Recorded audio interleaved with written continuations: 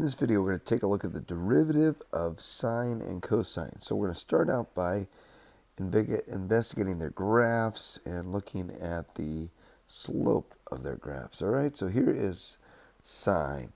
And so let's think about this graph and think about the slope of the tangent lines.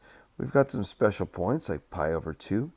What is the slope of the tangent line at pi over 2? Well, the slope of the tangent line is 0, so the derivative's got to be 0. All right, pi over 2 is going to be at 0. So the slope, we're looking for the derivative here. The slope of the derivative is 0 at pi over 2.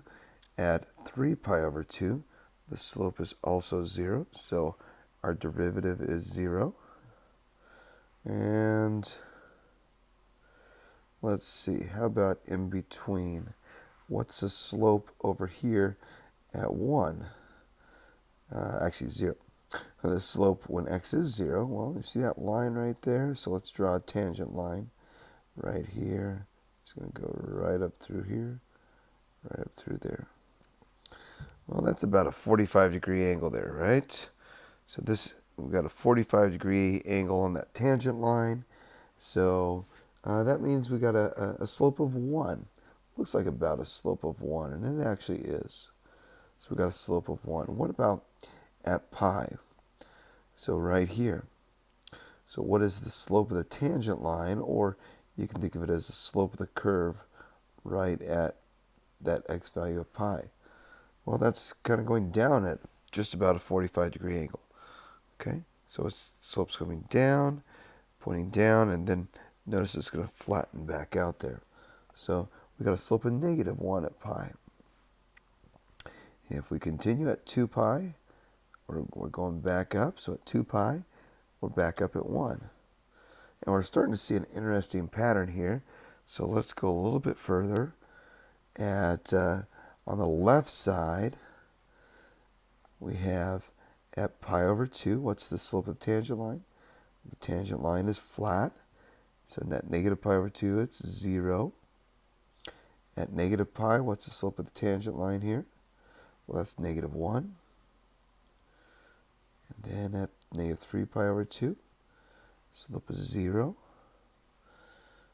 And at 2 pi, the slope there is positive 1. So take a look at these points. Notice anything interesting? These points are going down and up and down and up, and they're going to continue in that pattern. And so if we draw in this curve here, we're going to get something that looks like this. And we should kind of expect a curve something like that, because we're talking a trig function here, and we get waves. And so do we recognize that graph? So this is how the slope is changing. The slope at any point here. Well, this starting up at 1, this is our cosine curve.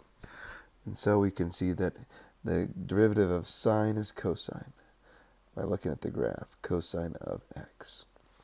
Well, looking at cosine now, let's do a similar idea, maybe a little quicker here. When is it flat? Well, the derivative is 0 when x is 0. When x is pi over here, we get another 0. When x is 2 pi, it's flat again. When x is negative pi over here, flat, so the derivative is 0. And at negative 2 pi, we get a slope of 0. So there's our 0 slopes. That's the derivative of this function g of x equals cosine.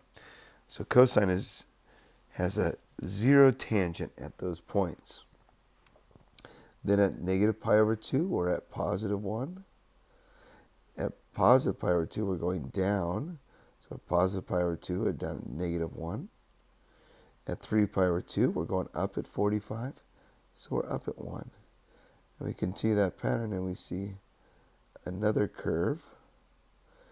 Let's try that again.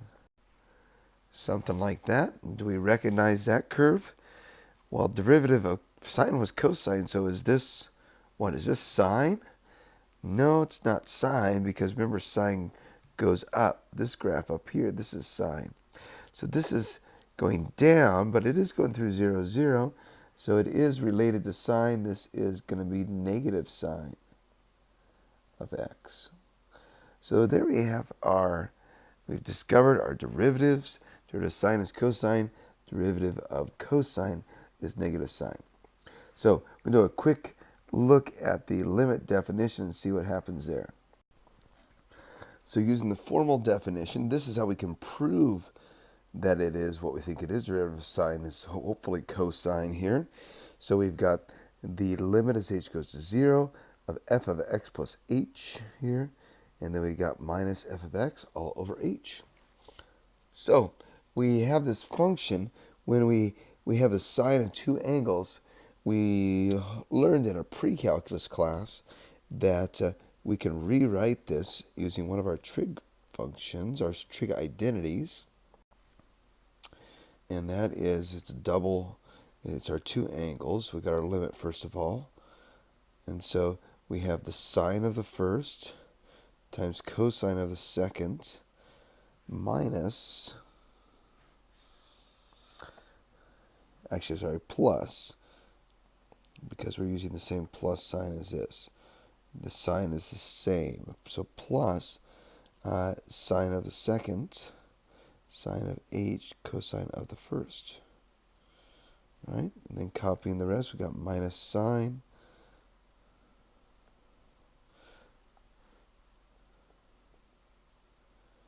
all over h. So we're going to do a little algebra here. And so we're going to rearrange this.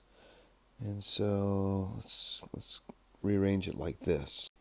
So we can rearrange it here, put this minus sine x over with this. And then we can kind of separate this into two fractions, because after we factor this, we'll get one of our nice limit rules. So a little rearranging, and we can see that we have cosine h minus 1 over h. Well, that's going to 0. And then we have sine h over h. And as that h explodes, then this thing is going to 1. All right? So this 1, the 0 here actually, is going to totally wipe out this whole term, because it's going to be 0 times sine x. Then this one will just be 1 times cosine x, which we know is just cosine x.